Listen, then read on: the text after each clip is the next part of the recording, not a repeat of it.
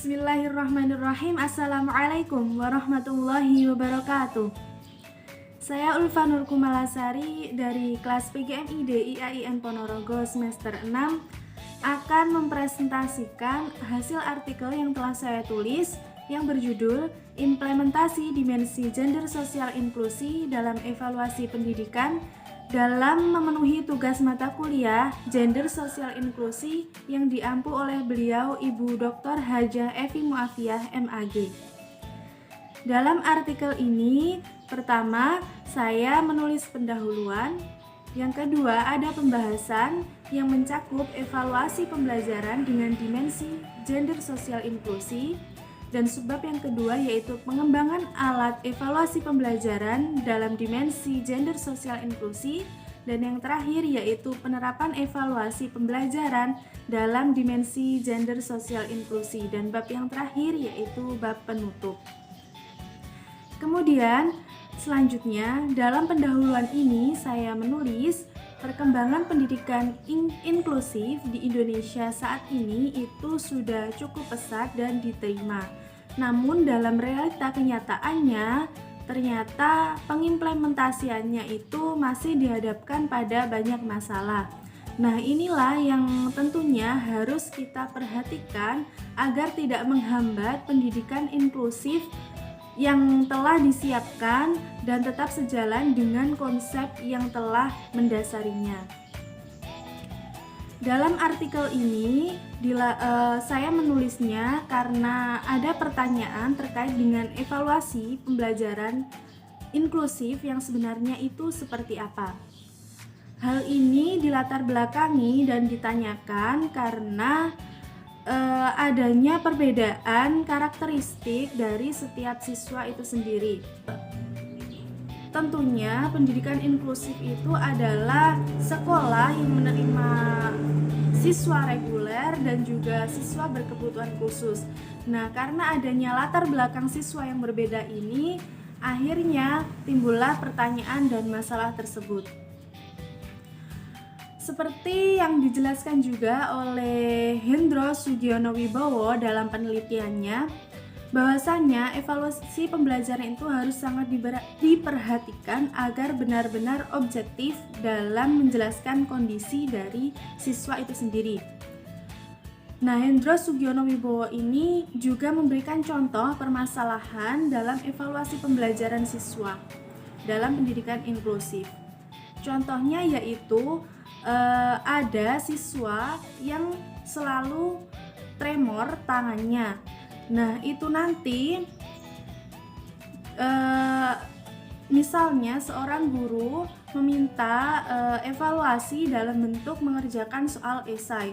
Nah, ini tentunya penilaiannya atau evaluasinya sangat tidak objektif karena anak tersebut nanti nilainya akan rendah karena tangannya tremor dan tidak bisa mengerjakan esainya dengan maksimal dengan waktu yang telah ditentukan.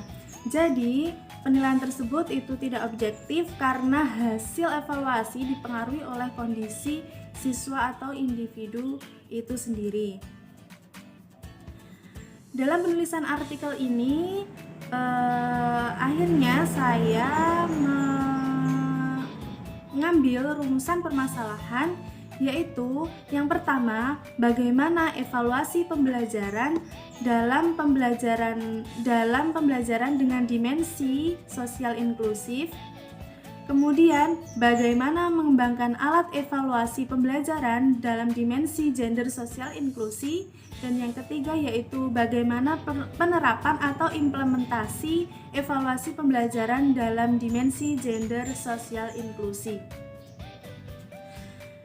Dalam penulisan artikel ini, saya menggunakan metode kualitatif dengan pendekatan library research. Kemudian selanjutnya kita akan membahas mengenai pembahasan dalam subbab yang pertama yaitu evaluasi pembelajaran dengan dimensi gender sosial inklusi. Nah, evaluasi pembelajaran inklusi itu merupakan proses dalam menemukan nilai dari pembelajaran yang tadinya telah dilaksanakan. Evaluasi pembelajaran inklusi ini dilakukan dengan memberikan review atau ulasan terhadap proses pelaksanaan pembelajaran serta hasil penilaian dari siswa dalam proses pembelajarannya itu tadi. Nah, sekolah dasar atau madrasah ibtidaiyah itu dianggap mampu untuk mengorganisir keadilan pendidikan dan perilaku diskriminatif dengan mengimplementasikan pembelajaran inklusif gender di setiap proses pembelajaran, mulai dari tahap perencanaan, penerapan maupun evaluasi pembelajaran itu sendiri. Dalam kegiatan evaluasi pembelajaran ini, di samping menerapkan prinsip kesetaraan gender, tetapi juga memperhatikan kemampuan siswanya. Kemudian pada subbab yang kedua yaitu pengembangan alat evaluasi pembelajaran dalam dimensi gender sosial inklusi. Seperti penelitian yang dilakukan oleh Ibu Evi Muafia dan teman-temannya yang berjudul Gender Equality and Social Inclusion pada 2 sekolah inklusi di Ponorogo, itu dituliskan bahwa acuan evaluasi di SD Immersion itu menggunakan standar kurikulum yang sama. Tetapi SD Immersion itu juga menyusun kurikulum yang khusus untuk siswa berkebutuhan khusus. Jadi di samping dengan kurikulum yang telah ada, sekolah immersion ini juga menyusun kurikulum berdasarkan kemampuan siswanya. Tentunya agar evaluasi yang dilakukan itu lebih tepat sasaran dan bermanfaat bagi siswa. Kemudian di sekolah yang kedua yaitu sekolah SD Kurota Ayun, itu evaluasinya juga dirancang sesuai dengan kebutuhan siswa. Misalnya ya, ada alat evaluasinya berupa tes. Nah, tes ini bisa tes tulis ataupun tes lisan tergantung kebutuhan siswa tersebut. Misalnya, siswa itu sudah lancar berbicara tapi tidak lancar menulis, dan indikator evaluasi atau indikator soalnya itu hanya menyebutkan. Jadi, kalau tidak lancar berbicara bisa dilakukan dengan tes tulis. Kalau siswa tersebut tidak lancar menulis, jadi bisa dilakukan dengan tes lisan. Jadi, alat evaluasi ya tes tulis atau tes lisan itu tadi itu disesuaikan dengan kemampuan siswa tersebut. Yang ketiga yaitu pembahasan tentang subbab penerapan atau implementasi dari evaluasi pembelajaran dalam dimensi gender sosial inklusi. Di dalam penerapannya, di sini saya menyajikan 3 cara, yaitu yang pertama ada yang disamakan dengan siswa reguler dalam catatan selama siswa berkebutuhan khusus itu mampu. Kemudian yang kedua yaitu evaluasi yang dilakukan dengan sebagian disamakan lalu sebagian lainnya dikreasikan menyesuaikan dengan kebutuhan atau kemampuan siswa tersebut. Kemudian yang ketiga yaitu ada yang dibuatkan semacam evaluasi tersendiri untuk siswa inklusi. Selanjutnya kita masuk ke bab yang terakhir yaitu penutup.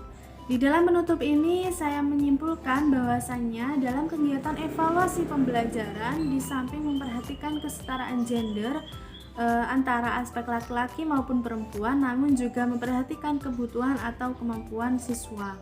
Kemudian dalam alat evaluasi pembelajaran itu yang digunakan, dibuat dan dikembangkan sesuai dengan karakteristik siswanya.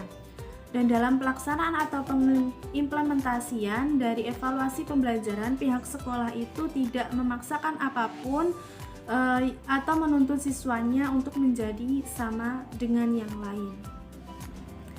Sekian yang dapat saya sampaikan, ada kurang lebihnya saya mohon maaf. Akhiran wassalamualaikum warahmatullahi wabarakatuh.